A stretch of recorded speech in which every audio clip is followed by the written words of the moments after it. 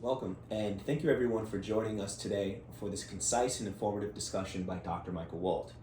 Dr. Wald, you have many degrees and certifications in the areas of nutrition and health, including 2 board certifications in nutrition. You are a doctor of chiropractic with a master's in nutrition, and you are a certified nutritional specialist. You have published successful books on natural health, and right now we will be discussing health of the skin, hair, nails, and teeth. Okay, so Susan is suffering from a skin condition, psoriasis, but she also has noticed that she is losing lots of hair, has dry skin, and that her fingernails are becoming brittle and break easily. Dr. Wald, what do you think is going on? And can the thyroid gland or malabsorption issues have anything to do with these symptoms?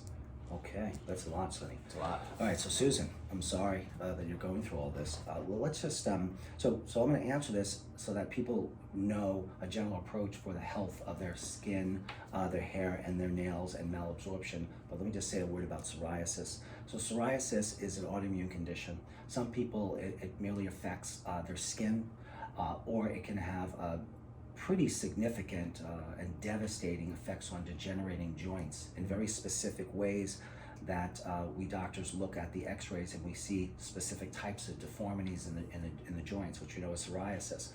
In medicine, the typical treatments for psoriasis and other autoimmune diseases are immunosuppressants, sometimes various forms of chemotherapy, which suppress the hyperautoimmunity, but also open you up to hypoimmunity and other issues as well. So these medications are quite strong. We also know that there is a plethora of documented uses of nutritional supplements and dietary and lifestyle factors that can impact psoriasis. Some people have psoriasis, as I said, that affects their skin, or they might notice that their nails start to spoon and they get lines and ridges in them, sometimes white spots. So people are watching this and they know that stuff is happening, and then they'll say, yeah, and also my skin is dry. So if whether it's from autoimmune problems or not, there's a few basic things to think about there. Generally, these tissues, they require proteins. So your diet might be deficient in protein, Susan. And also, or your diet might not be, but you might be malabsorbing your protein, and the deficiency signs look like your body not being able to build the skin properly, so you have dry skin and premature wrinkling skin, Sonny. A person may have a brittle, thinning, and cracking nails, and white spots in the nails, which often have to do with zinc deficiency. So let's segue into the other part of Susan's question, which had to do with thyroid and malabsorption. Yes. So low thyroid can create all of the symptoms that we just spoke about. It can do all of that.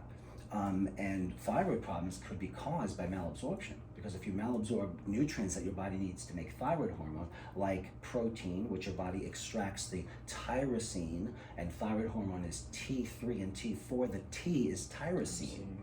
You say, ask your doctor, what's that T stand for? And they'll say, I don't know. When they don't know, you should leave. So the point is that malabsorption is very common. So many of you people are thinking, oh, I don't have malabsorption. If you are 50 years old, there is a 60% chance of you having some form of malabsorption, which means you don't absorb normally. So that means, or you absorb normally because they expect that these are the kinds of deficiencies that can result in people as they age. But oftentimes what we think is the result of aging are just problems that are going along with aging but are not really aging, like malabsorption caused by, let's say, gluten, or just how your intestinal tract is aging. So different nutrients and dietary approaches can revitalize tissues, and that's the anti-aging aspect of repair. Wow. So if you have degeneration in a tissue, let's say like the intestinal tract from malabsorption, that's causing thyroid issues or psoriasis or anything else, then you want to look at that absorption. That would mean that your doctor should be doing tests of malabsorption. I cannot tell you, Sonny, how many people I see that they've gone through years of nutritional stuff, and then when I look for the malabsorption tests in their medical records, there are none. I said, well, how does your practitioner know how to compensate for malabsorption if they're not testing it?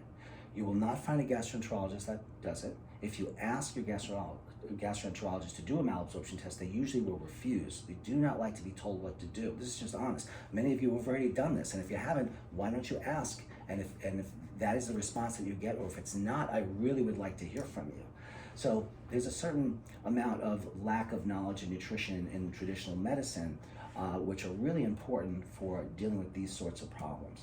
So the long and short of it is that malabsorption is super common, and it could also show up in people that are younger as well, and that it has to be properly assessed and then managed nutritionally.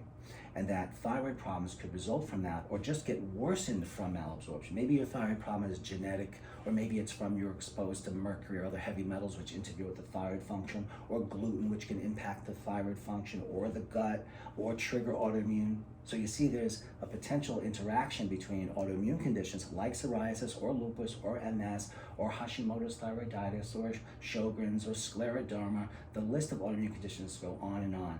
They almost always have malabsorption.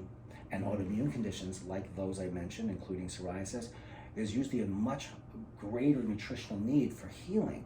So your nutrition needs to be more than just normal. It may need to be better than normal. So if your doctor says, well, you're taking these nutrients for these conditions, but they're hundreds of times or even thousands of times higher than the recommended daily allowances. Well, that's right, because the recommended daily allowances, by the way, and I don't know if you people know who are listening, but the recommended daily allowances, and they really call it something a little different now. They call it recommended daily intakes or recommended daily values, but it's all really the same thing. They are minimum amounts of nutrients that are recommended to prevent a deficiency disease, not for health, not for conditions that require many times the levels of nutrition. Exactly. So for example, and this is important, the recommended daily allowance or recommended daily intake or value for vitamin C is around 60 to 80 milligrams a day. 60 to 80 milligrams, okay? So that means that the body stores around 60 to 80 milligrams. And if you existed in a vacuum in a scientific experiment, Sonny, in a test tube sort of, and you wanted to maintain a steady state of vitamin C due to the stress of just metabolism happening and aging, you give the person 60 to 80 milligrams every day and they kind of stay even. We know that for things like cancer and autoimmune diseases, the level of vitamin C a person might need might be in the 1,000, 2, 10, 20, or 30,000 milligram range. And yes, that's higher than the steady state, but the steady state is just a steady state. It's not what you need for health, you see. So recommended daily values and intakes, they are antiquated, they are very backwards, and they're not based on particular conditions.